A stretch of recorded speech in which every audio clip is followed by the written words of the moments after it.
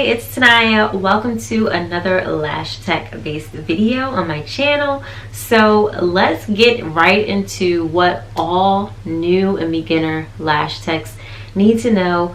I am speaking to myself 12 months ago when I just got certified lashing, and what I want to share with you guys or anybody who's thinking about becoming a lash tech or literally just got certified. So stay tuned. First tip that I want to give, first thing that you should know is that you need to have patience. You need to be patient. You just got certified. I don't want to discourage you, but don't think that you're going to have 100 clients tomorrow or next month, or don't think that your business is going to be booming. You know, especially if you don't have a clientele at all from anything, like, you know, you don't have a clientele of nail clients, you don't have a clientele of brow clients, you don't have a clientele of girls that get facials from you. Like, if you are just jumping into the beauty industry like I was, I had no clientele from anything beauty related at all. Just have patience and know that clients will come.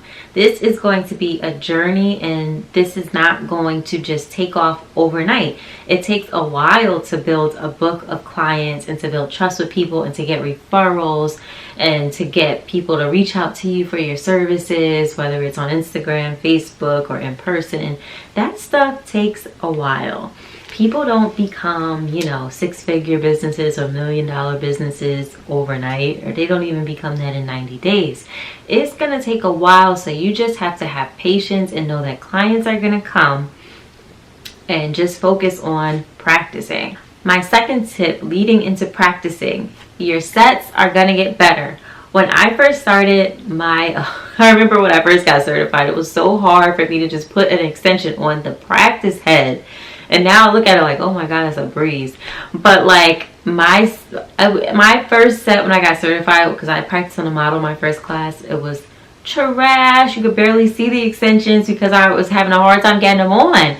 So you need to just focus on practicing right now. Practice on your mannequin head. But I am really big on practicing on live people. Practice on models. Practice on your friends, your cousin, your mom, your aunt, whoever.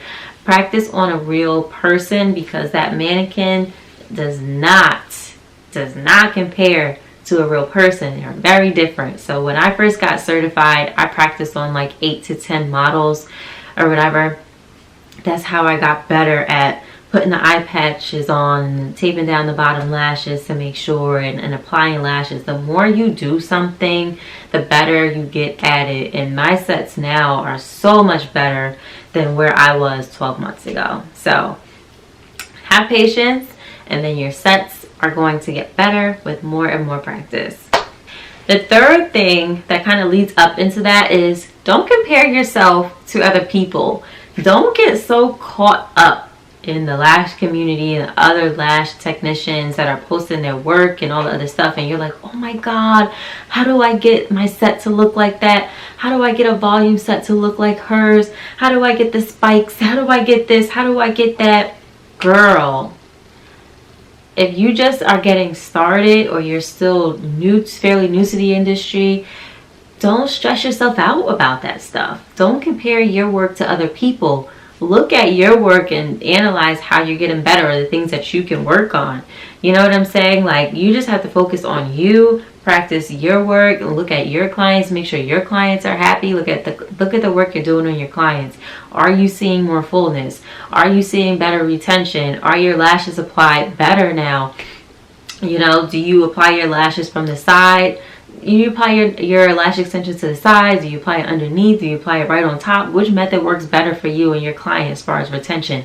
Those are the things that you need to be looking at, that you need to be worried about. You don't need to be worried about Sarah over here and how she getting her lash sets to look like hers. You need to focus on your journey. It's nice to like look at other videos and see how people are applying their sets and get tips, but don't overanalyze yourself and beat yourself up too much, because you got a ways to go. Number 4, every time you do a client, take a picture. Every time you do a client, maybe you could sneak in a little video clip. Every time you do a client, get a picture. before you do their lash set, get a before picture of their eyes. When I get a new client, I don't do this to everybody now, but when I get a new client now, I do a before picture because they're coming to me bare with nothing on, right? So I do a before picture, right eye, left eye, both eyes. Do an after picture, right eye, left eye, both eyes. And then I put it in an editor, and then you can have the before picture on top and the after on bottom. Boom. That can attract another client, because especially if you have like thinner, sparser, can't say that, sparser lashes, and you make her lashes look bomb and they're full, you could pull another client just off that before and after. People love a before and after. Take pictures of your work. Get little videos of your work. You know, put it on your Instagram or your Facebook or your website. You know, you could put it in a little pamphlet if you want to produce pamphlets. Take pictures of your work. Don't let your clients leave without taking pictures of your work, okay? You need that, because when you start talking about what you do, you can show people, oh yeah, I do eyelash extensions. Here's some of my work. Here's some of my classic sets. Here's some of my hybrid sets. Here's the volume. You see the difference in the two? Hybrid is my most popular. It's a little more fuller than classic. A lot of people like to be in the middle between that and volume. Like, you could just speak to what you do, and then your work speaks for itself. Number 5. Number 5, let me just get it out. Don't bash other lash artists.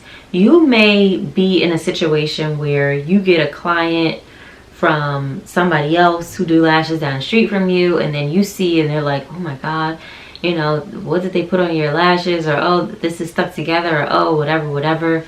Don't bash other artists. And don't beat yourself up if you become the artist that somebody else is bashing. Sometimes the lash community isn't so friendly, and this is why I'm like taking a pause, because it's like, how do I word this in the right way? Just don't bash other lash artists. Don't beat yourself if somebody takes a picture of your work and bashes you. Be very careful in those lash groups. You know, certain people, they share their work and stuff like that. And when you share your work in those lash groups and people give you feedback, it's great to get feedback, but you really got to have tough skin at the same time, because some people really be trying to come for your whole neck. Okay? I never put my work in lash groups and asked for feedback. I just assessed my work and just continued to get better and looked at YouTube videos and just kept going. You don't always have to feel like you need everybody's opinion on your work. You know, you might, send your pictures to your trainer, somebody who you know already and who's going to speak to you in a nice, professional, respectful way and just give you good criticism, but constructive criticism, where it's not going to make you go cry or anything like that. And don't become a person that does that to other artists. Number 6. So I just want to put it out there. You need to charge what you're worth. Don't do free sets. Now, here's the thing.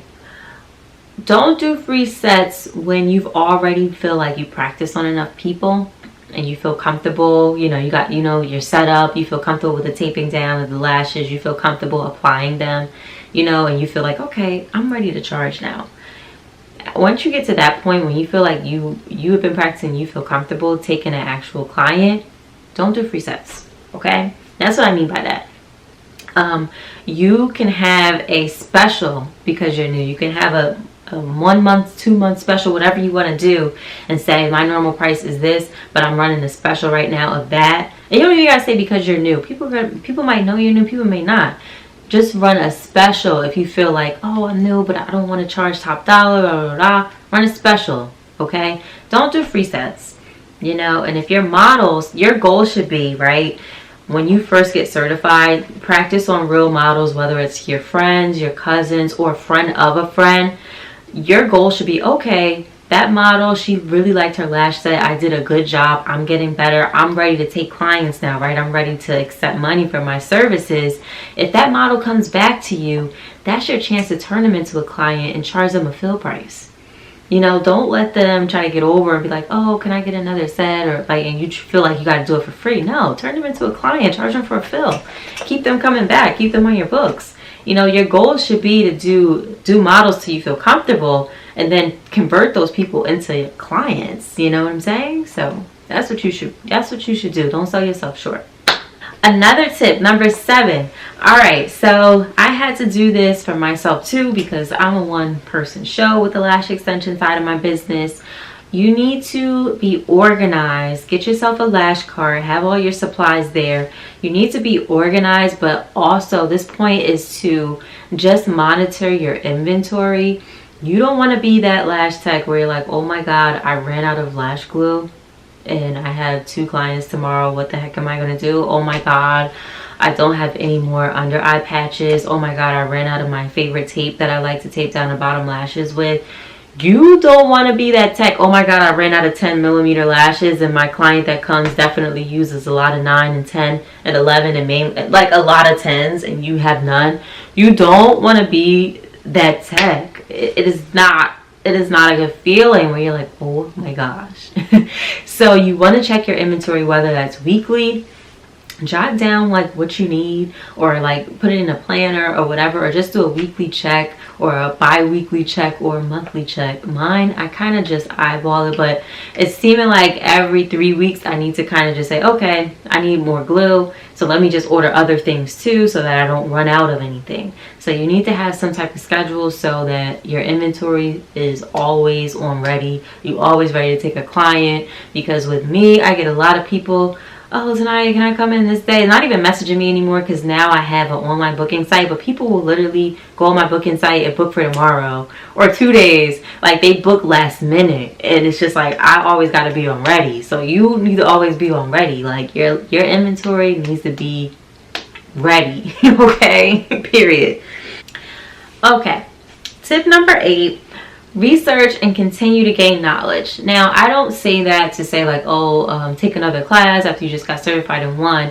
I'm just saying, go on YouTube and search how to apply eyelash extensions.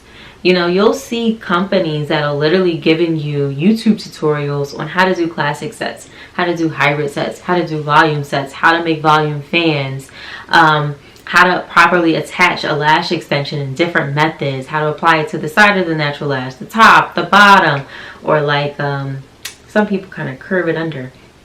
But you'll find different videos teaching you how to do your craft. So it's great that you took a class and you got certified, but it's always good to just keep learning and like look at other artists. You know, if they're giving out free content to show you how you can advance your skill set, then look at those videos and take little tips like, ooh, okay, I can tape down my lashes this way, or ooh, okay, I can add tape to the top of their lashes and lift their lashes up if their lashes go straight down. Ooh, I could do. You'll learn different tips and tricks. So I definitely encourage to continue to seek knowledge and just get to know other artists, or watch videos. Watch a ton of YouTube videos on it, because there's a lot of free content out there to teach you how to do things so that you can up your game. Number 9, tip number 9, I just want you guys to focus on applying your lash extensions correctly. All right. Now, there have been like Instagram videos that I've seen where people are showing you the right and the wrong way to apply a lash extension onto the natural lash. You don't want the bottom of the lash extension to be like popping up and not attached to the natural lash.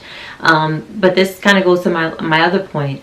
There are different ways you can apply the extension to the natural lash: the side, underneath, the top. So make sure you're like looking at those different methods and just do what's best for you. I was initially taught to apply my lash extensions on the side of the natural lash, so I was always doing that. But now I saw other artists applying it underneath the natural lash. So this is the natural lash and you're applying it right underneath. So I started doing that method for the past, I don't know, 4 months now.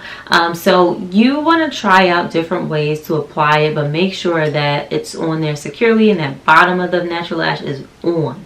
The bottom of the extension is attached to the natural lash, because if it's like, let's say this is the lash and your bottom lash is like poking up like that, this is a hard way to do it or to show it.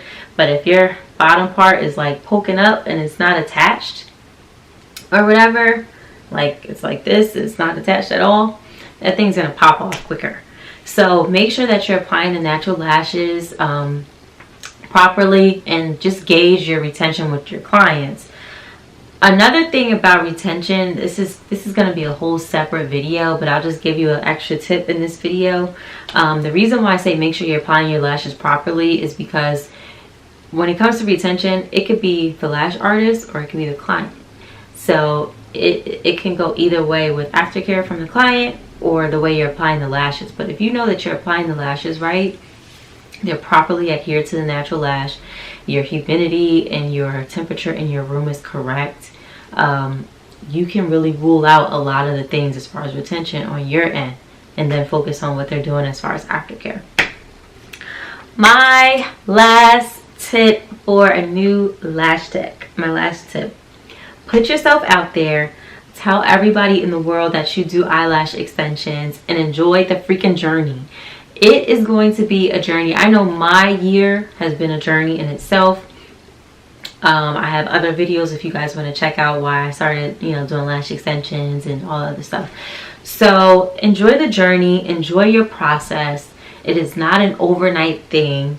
Continue to learn as much as you can. Continue to practice as much as you can. And next thing you know, you'll be looking back 6 months from now, 8 months from now, like, wow, I have all these clients now. Or wow, my business is more steady. Wow, my sets are so cute. And I remember when I first learned and I was crappy.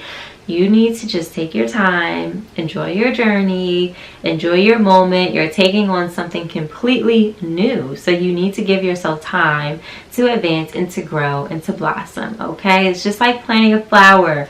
You got the seed in the dirt now. Now you just got to keep watering it, and then it'll spout, and then it'll bloom, and then you'll be, amazing, just shining, okay? Period. Well, I hope you guys like this video. Make sure to subscribe to my channel because I do make additional lash tech based videos, and I'll see you next time. Bye.